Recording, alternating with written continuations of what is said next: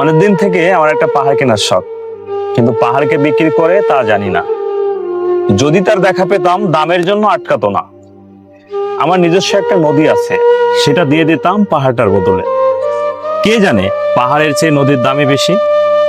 পাহাড় স্থানও নদী বহমান, তবু আমি নদীর বদলে পাহাড়টাই কিনতাম, কারণ আমি ঠকতে চাই।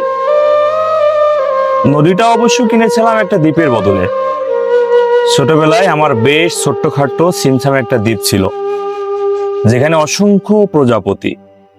শৈশবে দ্বীপটি ছিল আমার বড় প্রিয়। আমার যৌবনের দ্বীপটি আমার কাছে মাপে ছোট লাগে। প্রবহমান ছিপছিপে ততনী নদীটি বেশ পছন্দ হলো আমার। বন্ধুরা বলল, ওইটুকু একটা দ্বীপের বিনিময়ে এত বড় একটা নদী পেয়েছিস, খুব জিতেছিস মাইরি। তখন জয়ের আনন্দে আমি বিহঙ্গন হতাম। তখন সত্যি আমি ভালোবাসতাম নদীটিকে। নদী আমার অনেক প্রশ্নের উত্তর দিত। যেমন বলতো, আজ সন্ধ্যাবেলা বৃষ্টি হবে কিনা। সে বলতো, আজ এখানে দক্ষিণে গরম হাওয়া।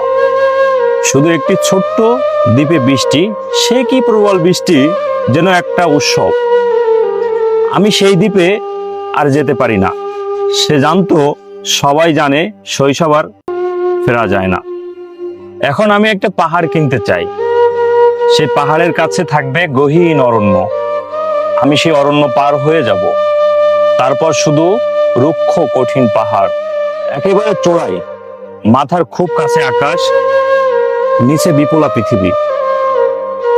চরাচরে তীব্র নির্জনতা আর কণ্ঠস্বর সেখানে কেউ শুনতে পাবে না।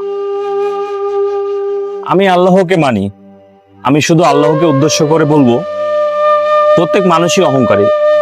এখানে আমি একা, এখানে আমার কোনো অহংকার নেই। এখনো জয়ী হবার বদলে ক্ষমা চাইতে ভালো লাগে। হে আমার রব, আমি অনেক ভুল করি, আমাকে ক্ষমা করো।